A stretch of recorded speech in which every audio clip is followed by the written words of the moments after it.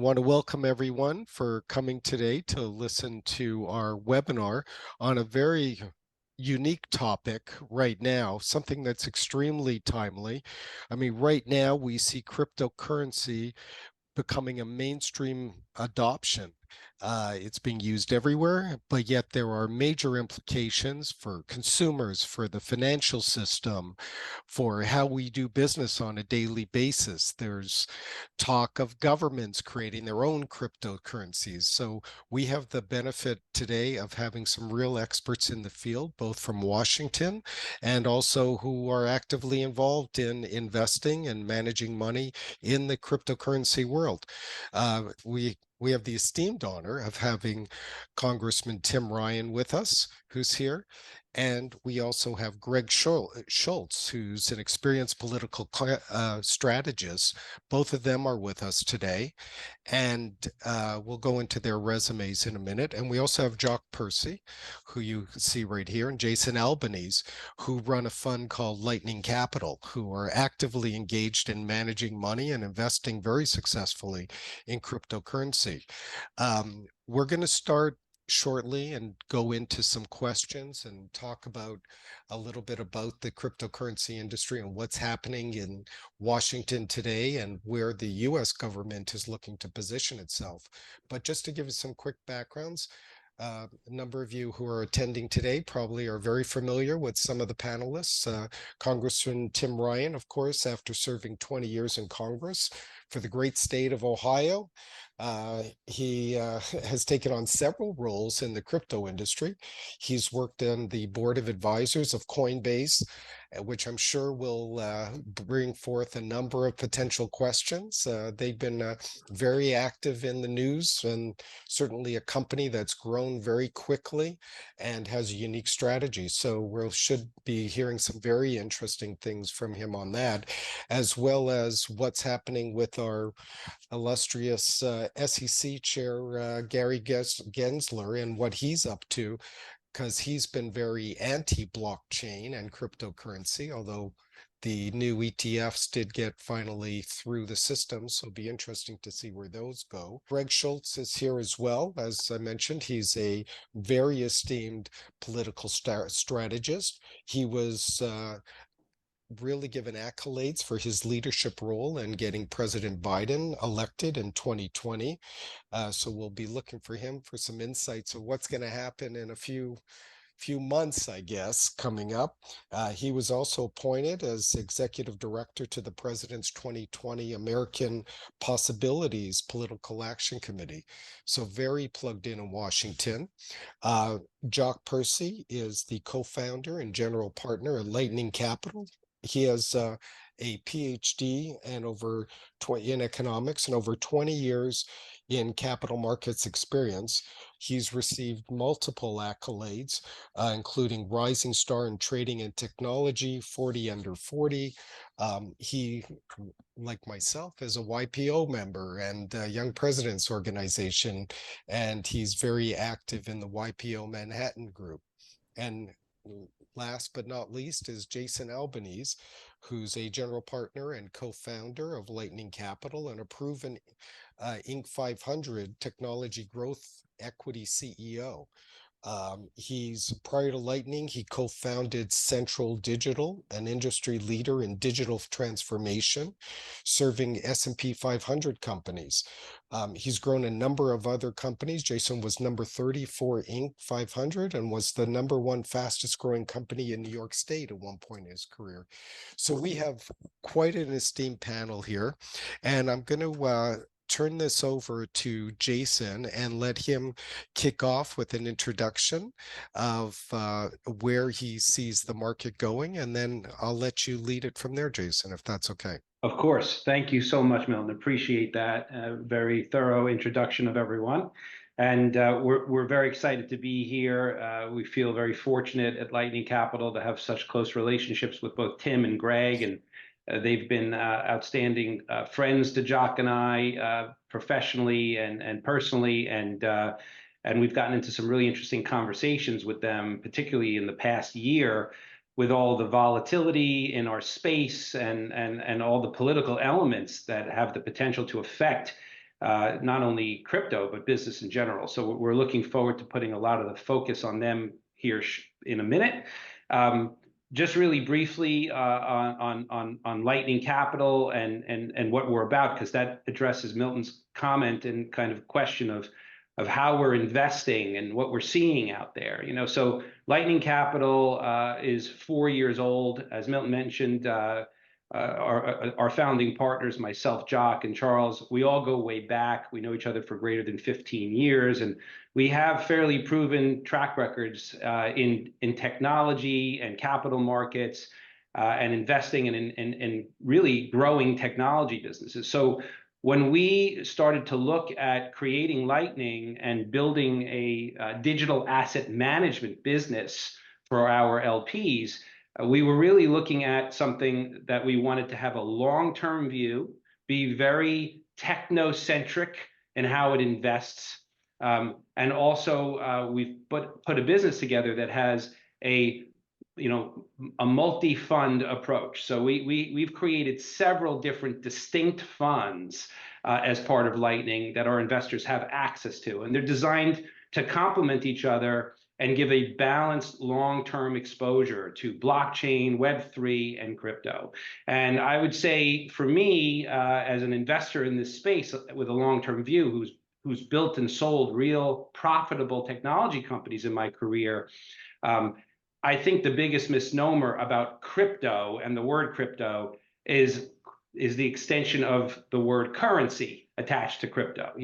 I don't really look at this space at all as a currency play. I look at it as a platform play, a technology play, speed, acceleration, and improved control of data for the users of the internet. It's ultimately a technology that's going to let users of the internet, who are doing everything from banking to online shopping to anything, be able to have better control of their own information, decide whether or not they want to monetize that information, and ultimately be able to do those things better, faster, more safely. That's what it's really about. But in the short term, it has been, misrepresented in my view, because there's fast money to be made as a currency or something that could, frankly, go up and down very quickly. So we'll get into some of that, and we'll certainly get into a lot of the regulation and other issues. But that's Lightning Capital and how we look at the space. I just have to say something here, Jason. When you talk about that you and Jock and Charles, that your strategy is a long term, I was smiling inside, because that's just the opposite of what most people look at it. They're looking at this as, I hate to call it a dot-com bubble, or, basically they're looking for, Bitcoin's up today. Look how much money I made, and I could tell all my friends how smart I am. So, Right. you're not looking at that. You're looking at the underlying infrastructure that is underpinning the industry, so that you can see the long-term implications of it. That's exactly correct, Milton. And I'm going to turn over to Jock now, who's going to give a couple of specific examples of how we do that, how our funds do that, and how when we're allocating capital, to real businesses that are generating revenues and profits, but also using the blockchain and using these new technology and data approaches. So, Jock, if you don't mind. Yeah, I'm delighted to, and also to expand on that point that Milton just made, and we've all discussed in many sessions over many hours. This is what a lot of commentators have referred to as the third iteration of the internet. The first one being information presented, the second one being information reacted to or acted with, and the third being information that's distributed. So when we talk about how we invest, we're investing in this third wave of the companies, the projects, the protocols in some cases, but not always, of this third iteration of the internet, aka the digital age. So we have 3 different fund approaches to take advantage of those different risk and return profiles. So there's what you customarily see taking advantage of this volatility is the tokens themselves, oftentimes referred to as currencies. Mostly they're not. In fact, I would say that 99% of them have no currency value, no utility value in most cases. And then that cohort would include the names you do know, like Bitcoin. And Milton, you mentioned the ETF, which actually is my first question to Greg and to Tim. Then the second way that we invest is a fund we call Systematic Arbitrage and Yield Fund. And this is where the market inefficiencies that are always apparent in a new asset class are slowly but methodically improved. So market inefficiencies, the process of taking advantage of them, which is how we invest through this fund, is actually profitable and successful in terms of return for our LPs. But those market inefficiencies improve for the betterment of all the technology base layer. And then the third way that we invest is more classically venture capital, and that we invest in the teams and the projects that are building the applications on top of this technology layer. So think of those they're actually three independent funds. And for anybody who wants more information, we can give you a full profile on performance and objectives of each of those funds.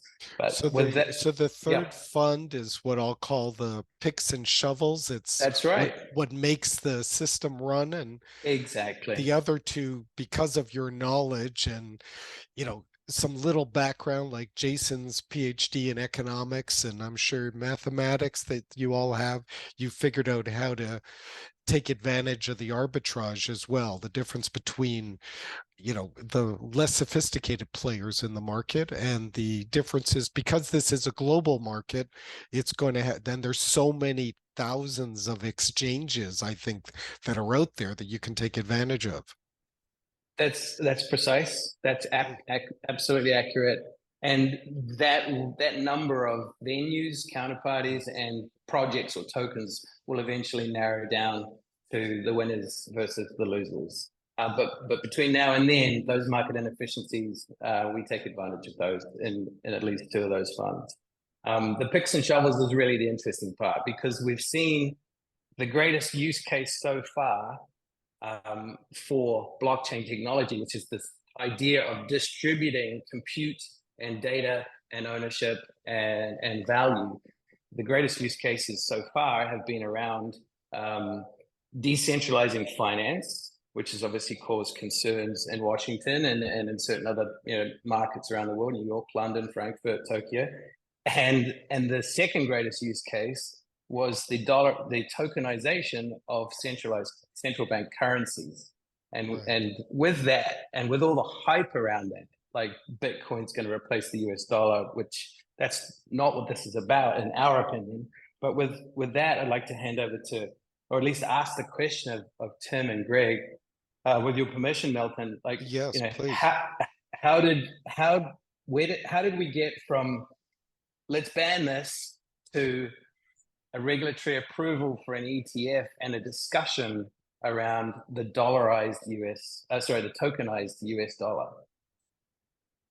Maybe Greg. So maybe maybe I'll start with the SEC Bitcoin ETF approval. That actually, I think, was on a separate path than I think some of the other regulatory conversations we could have. I think the reality is, I don't know if Gary Gensler has changed his tune about the industry writ large. What Gary Gensler learned after a number of court decisions is that he was not going to be able to figure out how to execute an SEC regulation given those court cases. And it was because I think he felt his hands were tied that those Bitcoin ETFs were approved. I do not think, and you didn't ask about the Ethereum ETF, I do not think under Gary Gensler, without some court cases being decided, that I expect to see an Ethereum ETF in the short term or midterm with Gensler. That was my next question. Yeah, and why the difference? Why Bitcoin yes, Ethereum no? The court basically said he didn't have a choice. No, but why wouldn't he Yeah. do Ethereum, or why wouldn't they approve Ethereum? I think Milton, what Greg is suggesting is he would have never approved Bitcoin if he was Right. given the choice. It's not Right. that he's making a distinction between them, but in Oh, fact that okay, he okay. wants none of them to be approved and That ready. I know. Correct, Yeah, Greg, yeah. am I following your Yeah. insight there? Yeah. Yeah, I think that's a fair read. What I would say, and Tim can certainly chime in for some perspective, but I think we have gotten past, we basically had a year and a half, and I hope in the next 6 months we no longer have to mention Sam Bankman-Fried, but when we talk about DC, we have to for a couple more months, probably Right. through the 2024. And I think then we honestly can move past that. But if you look at a year and a half, and if you're someone in DC, you see Elon Musk tweeting about Dogecoin and like money being thrown from nowhere. And you hear Yeah. about Sam Bankman-Fried literally, not literally, but figuratively handing out bags of cash in DC among all parties, Democrats, and some of his allies were doing it the same on the Republican Party. And so you had for like a year and a half, like that is what you knew about cryptocurrencies. You knew like two white guys who seemed to have a ton of money and all their friends seemed to have a ton of money. Yeah. And obviously, Elon kind of went further to the right, just politically. And then the Sam Bankman-Fried FTX collapsed, and you had basically a bunch of people who were like digital asset, crypto, and I actually start using the word digital asset instead of cryptocurrency because I think the point you guys made in particular around currency, and if you're someone in DC that has such a connotation that it's not as helpful. We've gotten through the not just I think the winter of like valuations, we've gotten through the winter of policy freezing, and now what you have seen is I think among moderate Democrats, you have a number of like moderate center left, often younger Democrats in the House who are like, we're really interested in this before, and for like a year and a half, they couldn't say anything about it because of Sam Bankman-Fried and Elon. And I think there is a growing appreciation that this is a technology, and that if we don't regulate it, someone else is going to do it, maybe an adversary like China, and that will be to our detriment. I do think there is still work to be done within DC in particular about talking more about the technology and the use cases that aren't just Bitcoin going up 20% overnight. And part of the problem is it's hard to compete against. But I think for the first time in a few years, you now have willing audiences. Tim and I were on the Hill a couple of weeks ago talking to almost a dozen House Democrats who were like, I think I like this, but tell me why. Like, but I need reasons why. And we are still at a level of like blockchain, decentralized, immutable. Most people legislating still don't really understand the immutable and decentralized. And so we at least now have an opportunity for those conversations. And I think Milton kind of just about like the ETF approval, by whatever means it happened. And I think where there are probably some people a year ago who were like, we're going to destroy this industry. They're not saying, unless you're Elizabeth Warren, and I'm just going to put her in a box, hopefully, for that. Unless you're her, you're not saying that anymore. You still may be like, I don't know what this is. I don't think I trust it, but you aren't going to say, we're going to get rid of it. And that's, I think, a big difference that a year ago, I wouldn't have said that wasn't a prevailing thought or wish, or there are probably members who didn't think it was just aspirational, let's say that. I saw her on TV just an hour ago, and she was talking about something else. So she's on another topic. Yeah, she'll come back. Yeah, she'll come back to this one. Yeah. So Tim, if I might lead you down a path here with a borderline unfair question, let me throw it out. I mean, to Greg's point about Gensler and how tough he's been on the space, I think it's fairly well known that he was an MIT professor who literally taught a class on crypto. So you cannot say, like you can maybe about some other people in politics and other professions, that he does not understand it. He understands it extremely well. I'm wondering what your thoughts are on why he's so negative on it. I mean, is it political? Is it intellectual? Do you have an opinion? Yeah, I think this is, and I think Greg touched on it a little bit. I think when the cryptocurrency piece came out, I think unfortunately it ended up falling into the left-right toxic divide that we have in the country. And so it immediately got identified and mentioned Elon. But, I heard a lot, over the last however many years coming out of more Republican, not even Republican, more super conservative folks talking about the importance of crypto around the issue of freedom. And then it fell into that camp. And the natural reaction in Washington is if one side's for it, we got to be against it. And Greg and I, as Democrats, we're trying to break through to Democrats, given the other side. So I think that informed Gensler a bunch. I don't know the internal communications between, what's going on at the White House. What are the politics that they talk about behind the scenes? I do think Elizabeth Warren has had a significant impact on their view of how to look at these technologies. And I think that's hurt as well. But the bright side here, and Jason, I love you guys, and I appreciate how you just from the start are talking about the technology and the impact, and that not getting locked into the currency. And I think if we're going to get, and I think when we talk to Democrats, like Greg said, we've been on the Hill, and we're pushing these initiatives.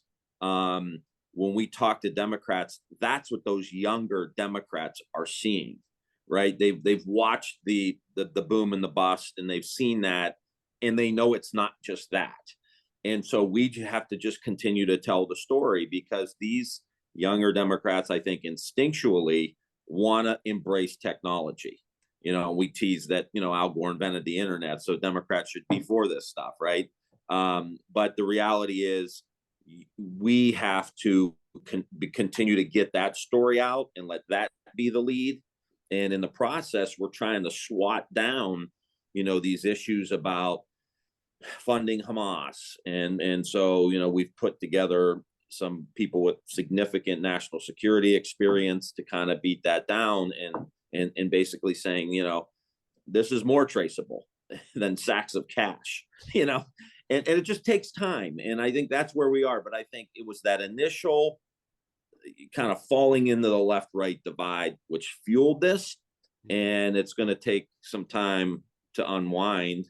It's kind of like the old Churchill saying that a lie makes it halfway around the world while the truth is still home putting on its pants. I think that's kind of what we're trying to deal with here. Yeah, it was interesting you brought that up, because Tuesday, Wall Street Journal wrote an article about Russia using basically cryptocurrency as a way to pay for its arms. But like you also mentioned, Tim, this means that effectively there is a way to follow the trail, because there is a blockchain. That's the part that, we'll call it, some of the uninitiated don't realize that effectively, China has gone forward and said they want their own cryptocurrency, and people are afraid to use it because it means every single transaction that they would use as a currency is tracked. Right. So especially in a country like the United States, where I don't know the percentage, maybe you guys do, of how many people don't file income tax returns, especially properly. Imagine if every dollar went through a crypto, blockchain.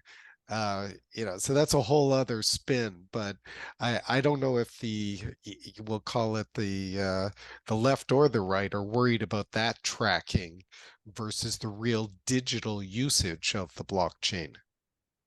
Yeah, I think that's fair. I think the interesting observation I've made is that to the point that Tim and Greg were making, it's falling on one side of the aisle and used conveniently, and the technology is being more or less ignored for its capacity to address good and important efficiencies to be added to the human condition.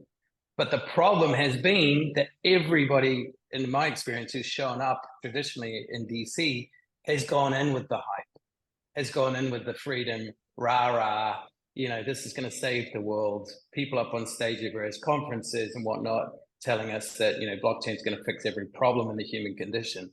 And that's, to me, just counterproductive.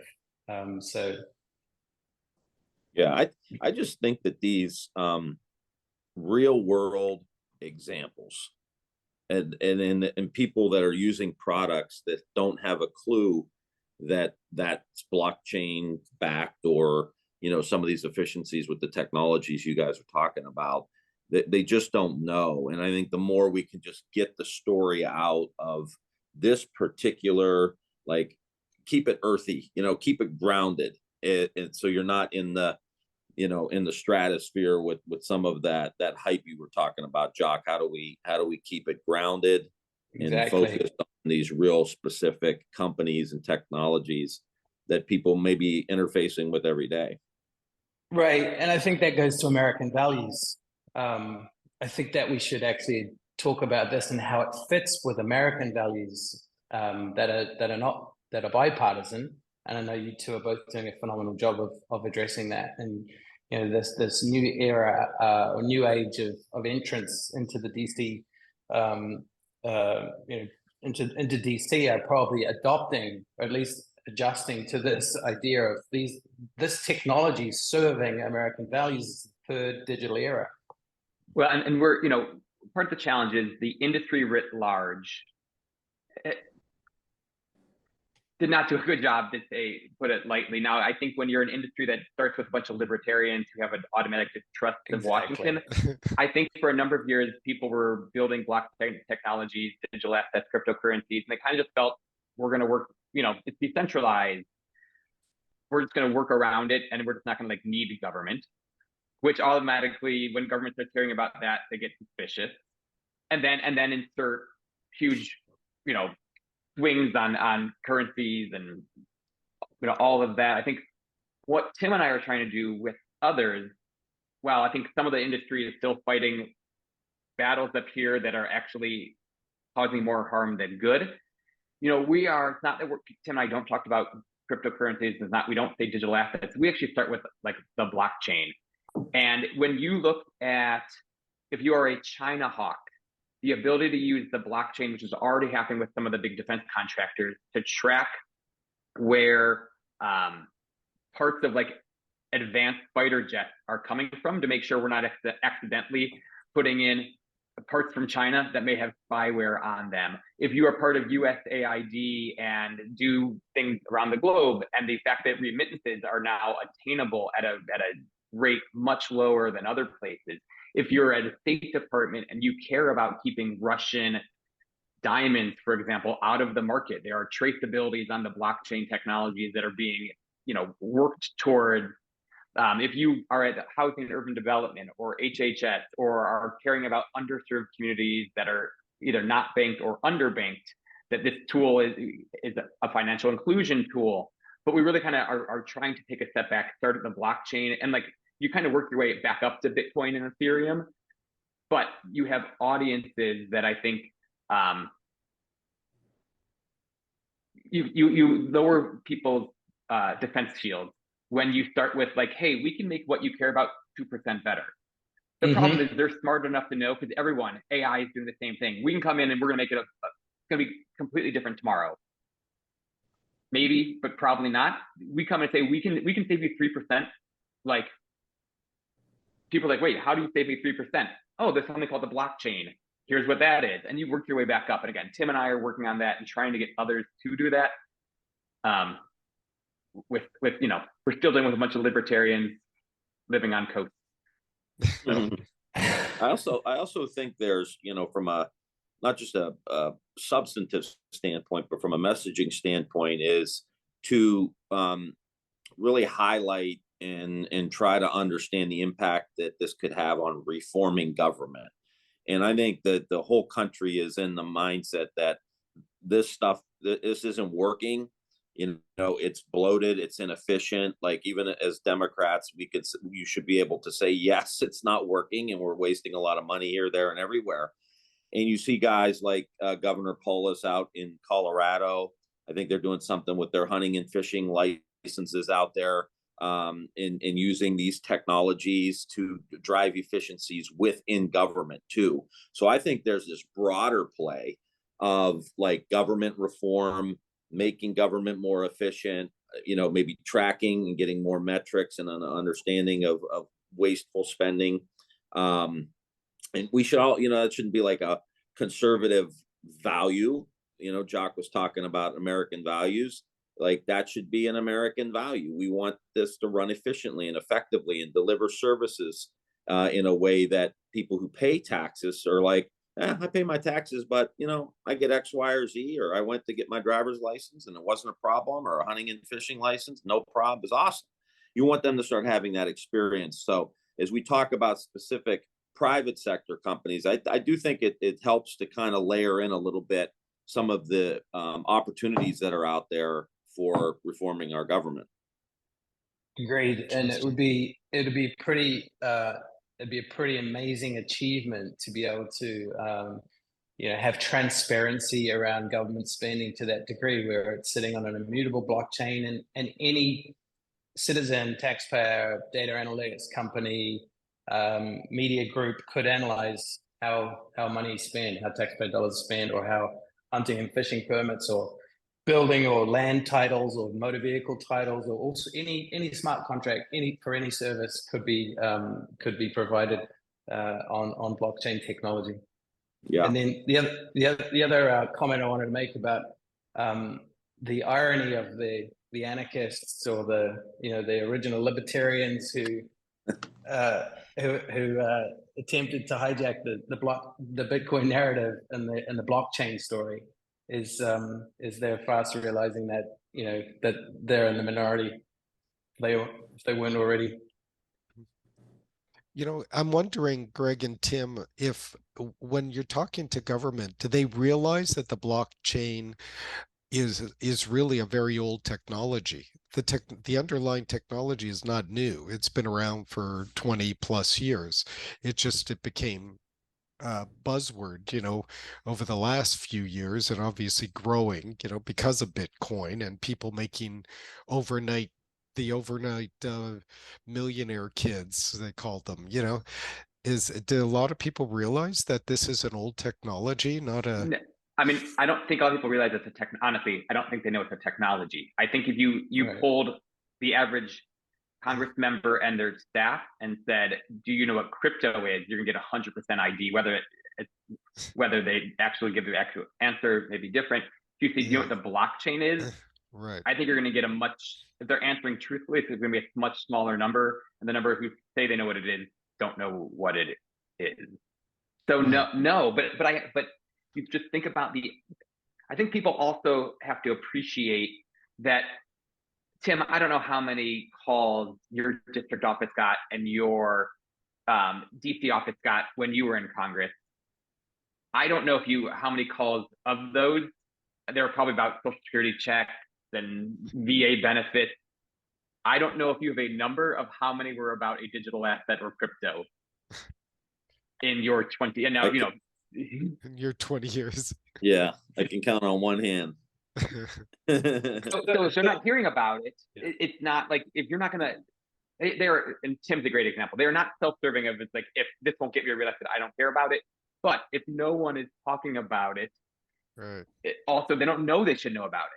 So Greg, that's very interesting point, I think, and I'm combining it with a previous point you made. Certainly, you touched on when you talked about Sam Bankman-Fried and his wealthy buddies that are a certain type of example of who's gotten famous around this space, with which I would argue, whether some of those people were criminals or not, they're certainly viewed as already wealthy, already fortunate, already lucky, whatever word you'd want to use.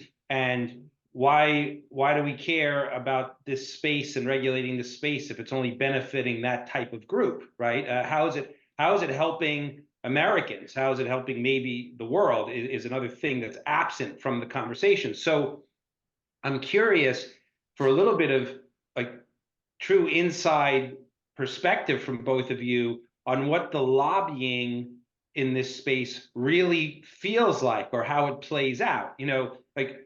I think those of us that are not in Washington and don't have careers in politics or Washington, D.C. type strategy and consultation, we picture what goes on with lobbies, and we certainly have lobbies reach out to us to try to raise money, but we don't really know what's the impact and how are the arguments being made. Do you have any insights to share in terms of what that feels like, and if it feels like it's contributing to actual progress or not? But I could start for sure. I think it's really starting to get people's attention. I think the big, super PAC fund that I think announced with $75 million in it and still going, got a lot of people's like, oh shit.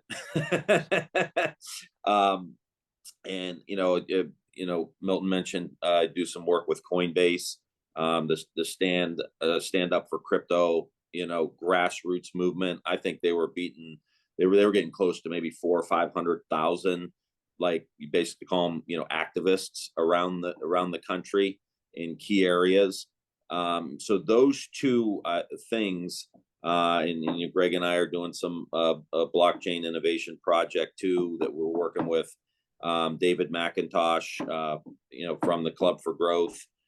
People just they just laugh when they see me and David McIntosh together because it's like, what the hell is going on here? Right. But that's what we're trying to, that's exactly why we're doing it, because it gets people's attention.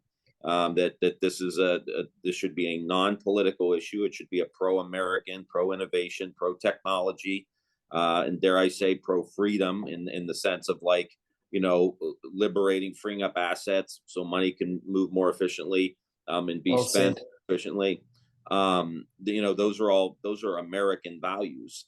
And a side note, politically, I hate to see Democrats cede that territory to anybody. Like that's, we're the party of Roosevelt and Kennedy. We should be, embracing these themes in a very, very big way. But I think those two or three things, the thing we're doing with the BIP project with David, the stand up for crypto, and the big super fund, super PAC, those three things I think are really starting to get people's attention, and saying nobody's calling me on crypto, and I'm going to go hardcore against it when I don't really even understand what blockchain means or the kind of things that you illustrated early on about the different impacts of the technology. Yeah, and I would say Tim's point, up until maybe 6 months ago, I think a lot of the efforts had been either at worst didn't get anywhere. And part of that is because Sam Bankman-Fried and Elon Musk did a lot of damage. And some of it may have just been tactic, were just counterproductive. A couple things, self-serving, but it's accurate. The thing that Tim and I are involved with the Club for Growth, I think is some of the longer-standing blockchain crypto groups are like, can we work with you guys? Because I think they've had a hard time for a while. That is changing.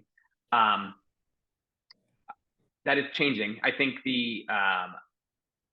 I'm interested to see how the impact of that giant super PAC ends up, because people do take notice, but then people always get kind of suspicious, like, where's this money coming from? And I think I worry a little bit that it jams some Democrats who want to be helpful, but then they feel attacked and they dig their heels in. And but not to counter any of Tim's points, because that 6 months ago, our answers would have been different. Things he laid out. I am, again, more bullish that the industry writ large is understanding, has learned its lessons, and is making adaptations. Thanks, Greg. And as another kind of subtopic or something that's certainly very impacted by all of this, I'm curious to get both of your takes, because I think it's very much a bipartisan issue.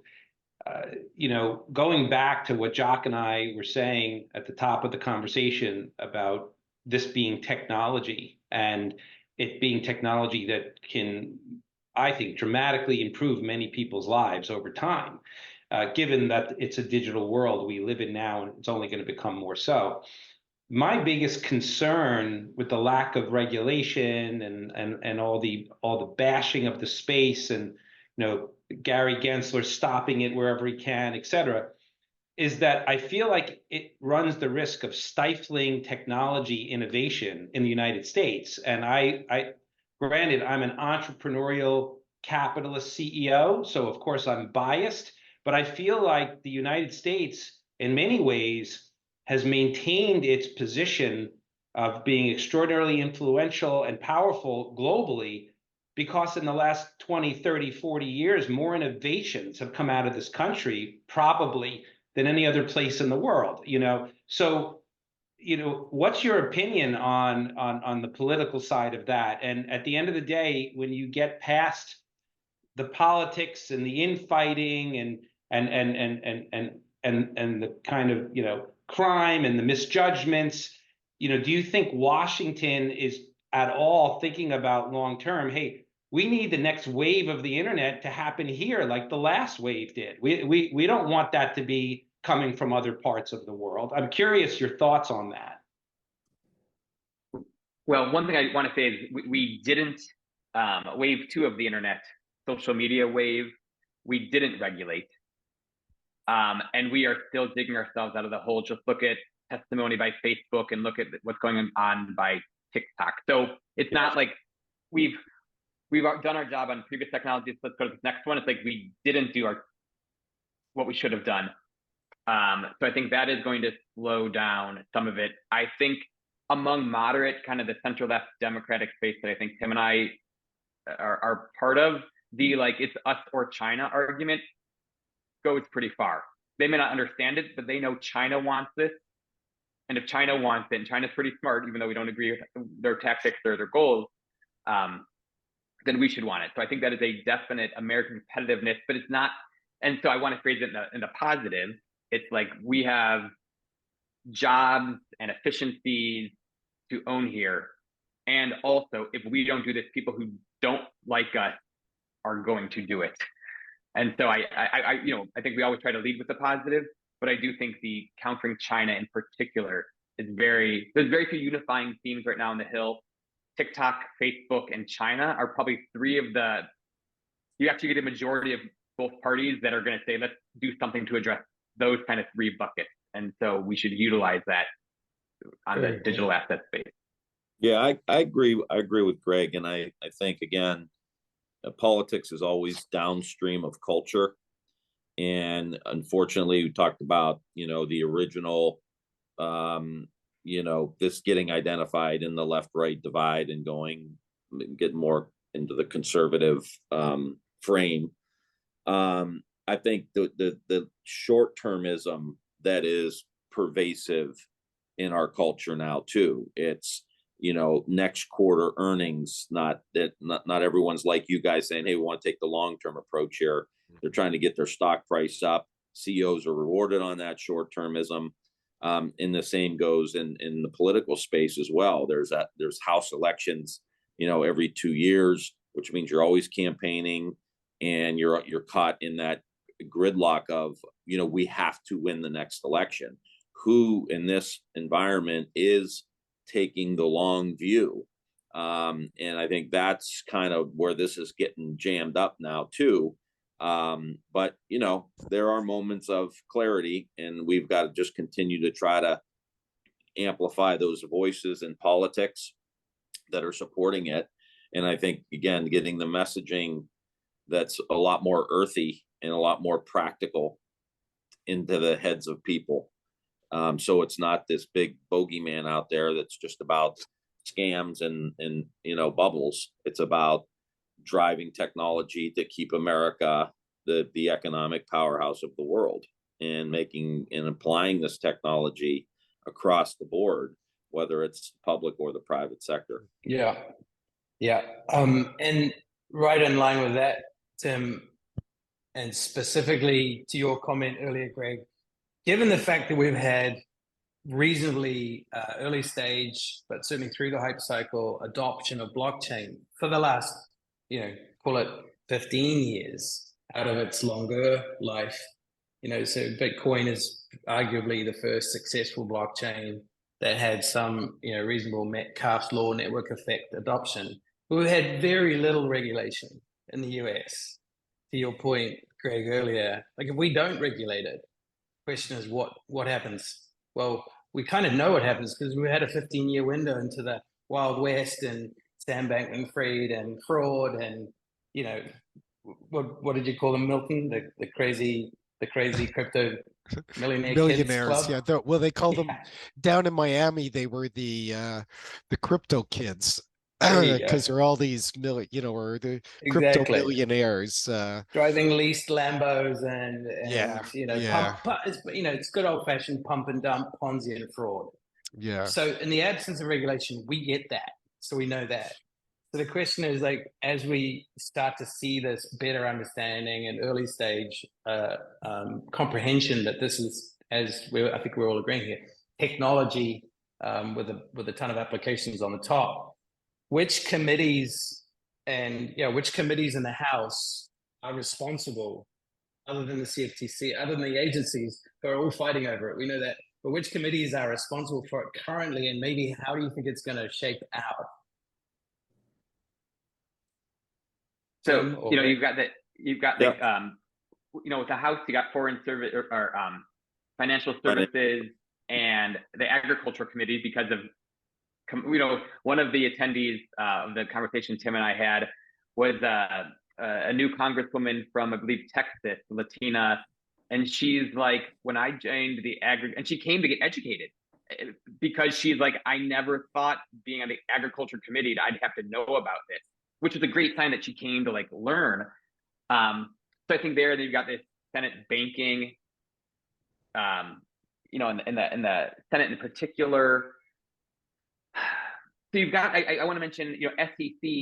Sometimes you see these proxy battles in DC that have nothing to do with what they're talking about. It's about who has influence, power, and therefore budget to keep doing it as whatever they do. And so you've got kind of a battle between CFTC and SEC.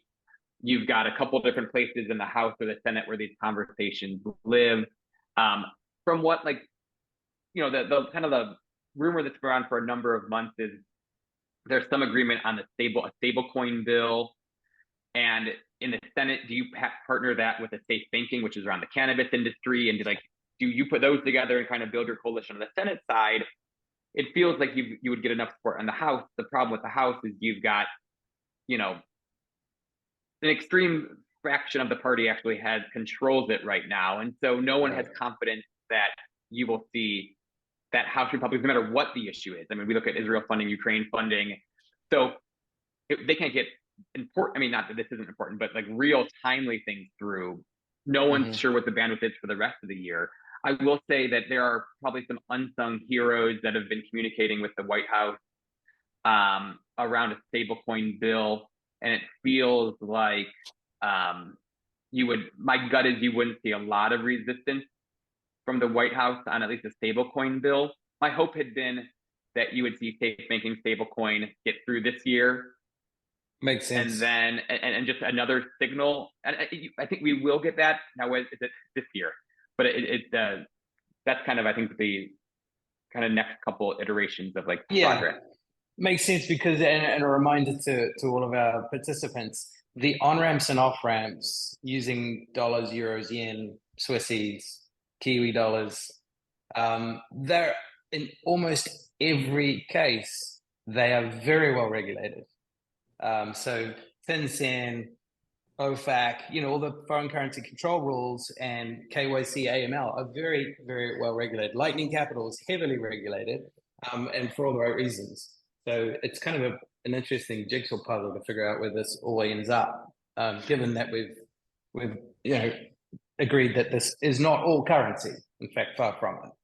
I have a couple of quick questions, but first of all, on the stable coin, especially if they're backed by US dollars, okay, why wouldn't I would think the US government would want that because I just saw a statistic where they're buying something like 150 billion a month or some huge number of treasuries to back their currency for all the trading, which, you know, the US government needs somebody to buy its treasury bills. So I would think that's a good thing. Yeah, Is one of the governors for the Federal Reserve Board, I think it might have been like St. Louis, actually issued they had done a report on the strength of the US dollar and actually mentioned stablecoins as being a Yeah. possible mechanism to strengthen the US dollar. And we Right. actually mentioned that to some congressional members, and they, of course, had never heard it. They took note. So I think that's just another example of like strength. People are worried about the US dollar and, you know, Yeah. the India, China, Brazil compact and all of that. Stablecoins, we should be talking about, like, it should be a strengthening US dollar act.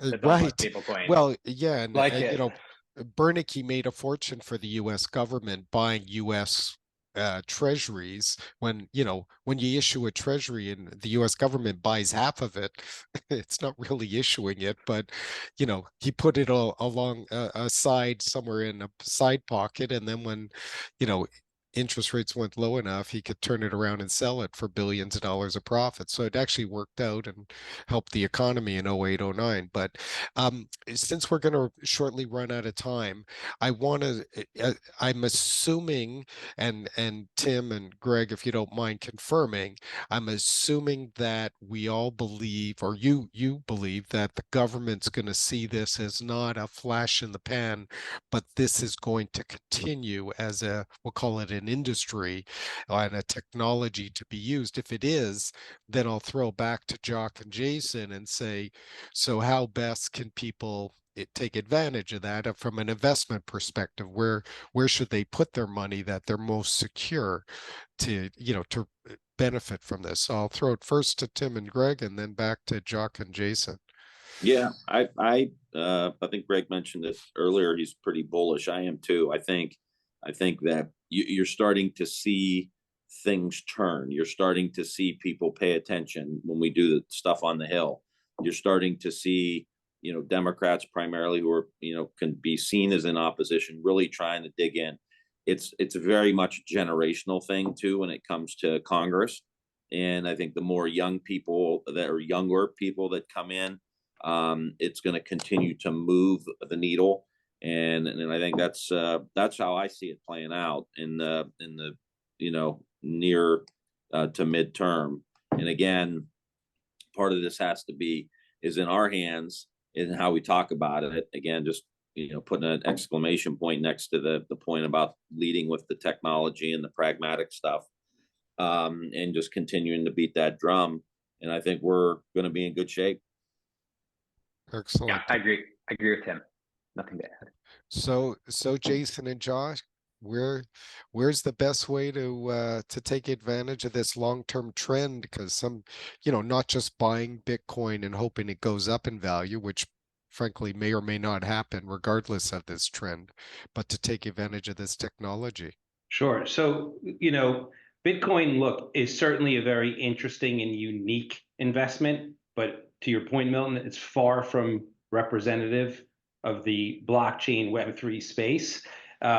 My perspective on it is very much tied to innovation and very much tied to long-term thinking. I'll start by saying that an appropriate allocation for an investor in the digital asset space is somewhere in the range of, you know, 1 to 5% of their investable assets, right? So that may or may not be an interesting thing to hear from someone who is a partner in a digital assets fund.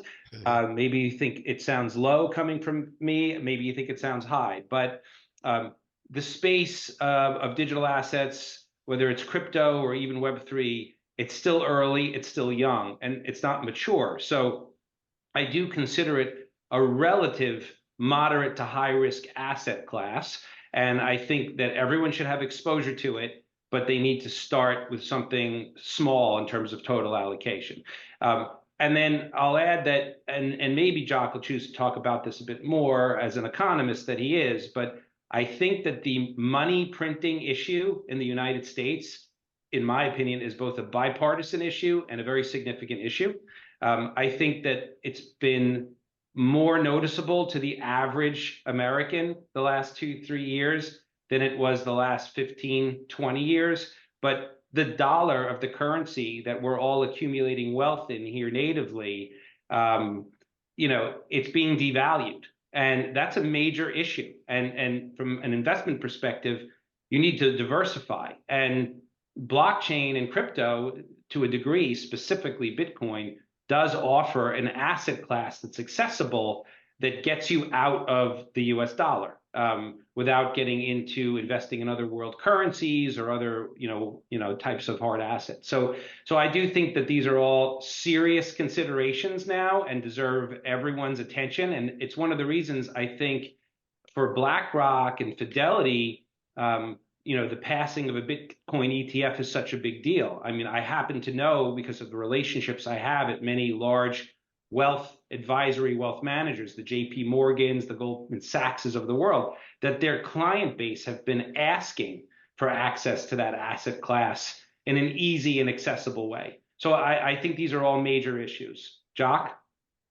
Yeah, I just have a little bit to add, but I agree with those points. The sort of somewhat self-promoting, but famously, I was on CNBC's Walk on the Street early in the morning in 2014. It was a cold Chicago day, and I'd gone on screen. I was interviewed, and I had said back then that everybody should have an allocation in their treasury, whether it's your personal balance sheet, your family office, your corporate balance sheet at the time.